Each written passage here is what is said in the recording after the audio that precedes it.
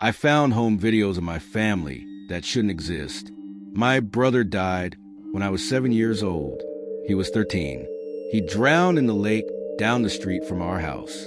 I remember the day clear as glass, like a shattering, bright sun reflecting off the water, then panic, then stillness. My parents never spoke of it in words, but you could see the hole it left in their chests. The world around them continued. Friends, work, bills, but they felt suspended in that moment, as if life itself had frozen, waiting for something that would never come back. My parents never touched his room. They tried once, a year after.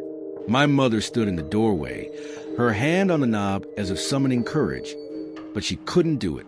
The energy of loss was too raw, too pungent, as though it had seeped into the wallpaper, the carpet fibers, every inch of that space.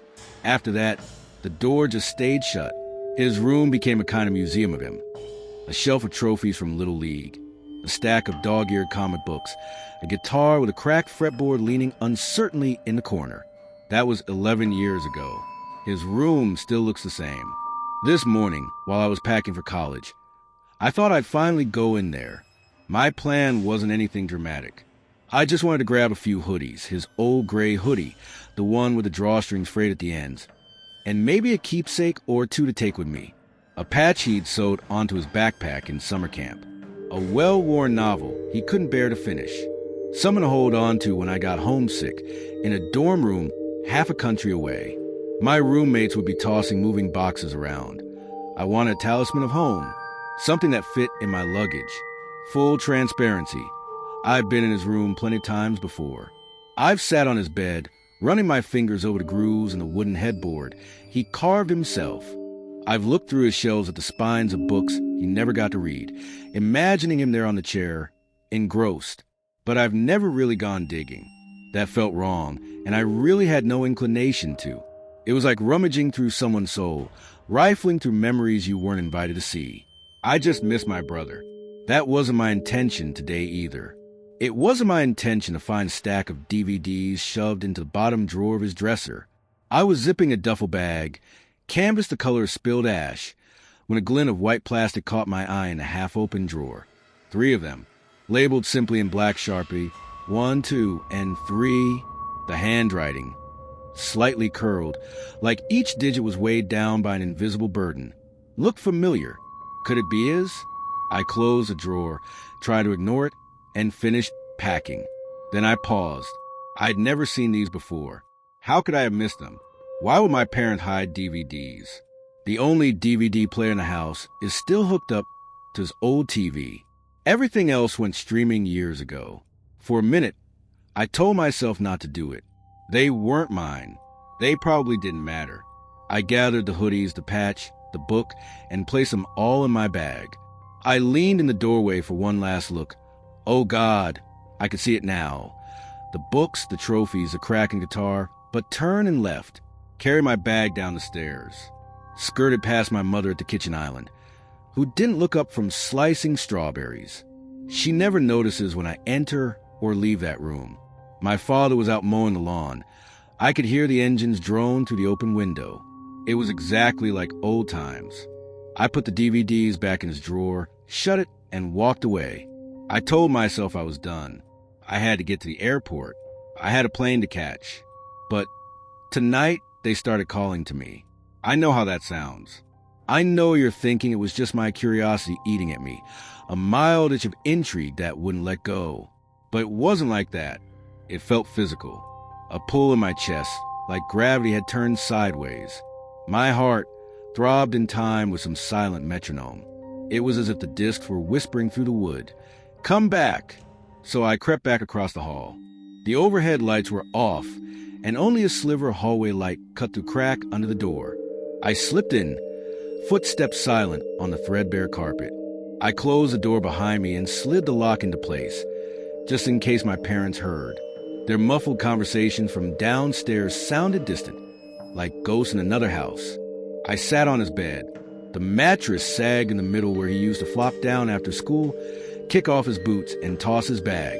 I could almost feel his presence, the echo of his lanky frame drifting with the curtains in the breeze. I placed DVD 1 in the player. Press play. It was a home video. I didn't even know we had any.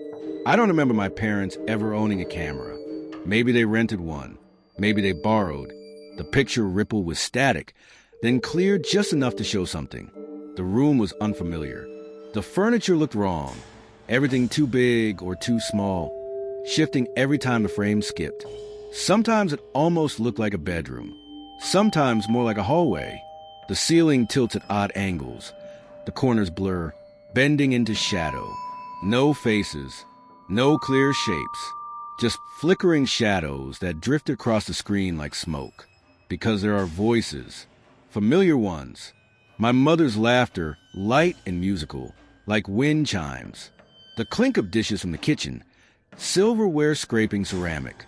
My father's deep chuckle, full of warmth. And my own voice, younger, higher-pitched, squeaking in delight. Above it all, my brother's laughter. Rich, booming, uninhibited, like a bell unchained. It swallowed me whole. The sound rang through my head, ricocheting off bone, and I felt tears spring. Then beneath it, another voice. Low, deliberate, close enough that you couldn't miss it.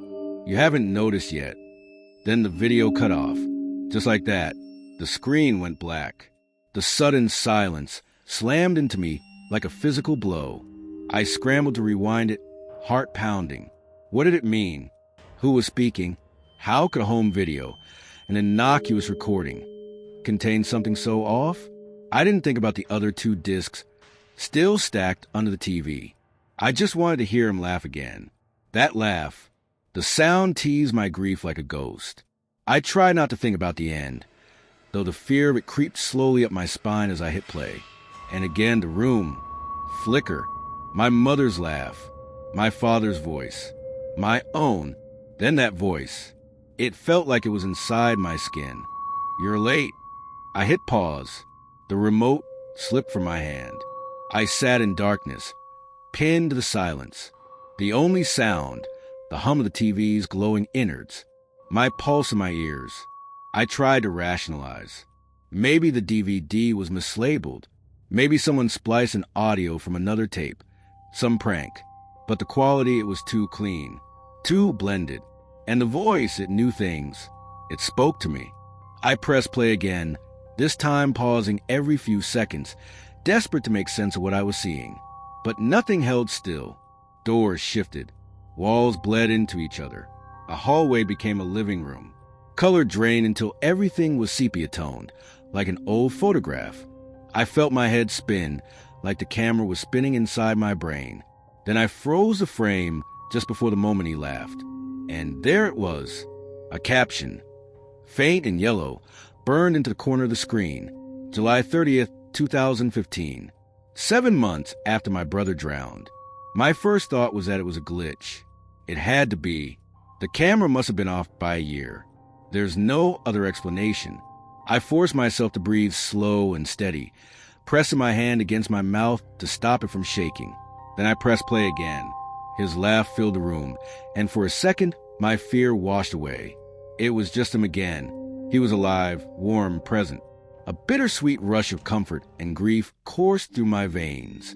I watched his mouth open in laughter, saw the way his hair flopped forward, and for one glorious breath, I believed he was real. But then the voice returned, closer this time, wet against the microphone, broken and cutting in and out like static. You noticed. I ripped the DVD out of the player and threw it across the room. It slammed into the far wall, plastic cracking, and skittered to a stop by the dresser. The remote clattered after it. My hands were shaking so hard I couldn't control myself. My chest heaved like I'd been running. I covered my face with my hands, trying to stanch the panic rising in my throat. I'm trying to think of logical explanations. I want to believe there's one. But every reason I come up with feels paper thin, an illusion. Could it be some twisted joke? A homemade horror tape someone slipped in? But who? My parents would never. My brother, if he were alive, would never. And who else knew about these DVDs?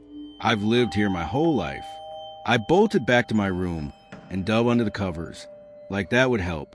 I don't want to watch the other videos. I don't. But I can feel them pulling at me. Like they're not finished.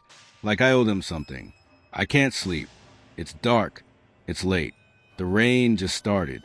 The soft patter against the window makes me jump every time. The bathroom faucet always drips, but tonight it sounds so much louder. You could almost confuse it for footsteps. I haven't moved from this spot. My phone lies face up on the nightstand. It's screen dark. I'm afraid to look. I'm afraid to check the time. Will it say past midnight? Dawn?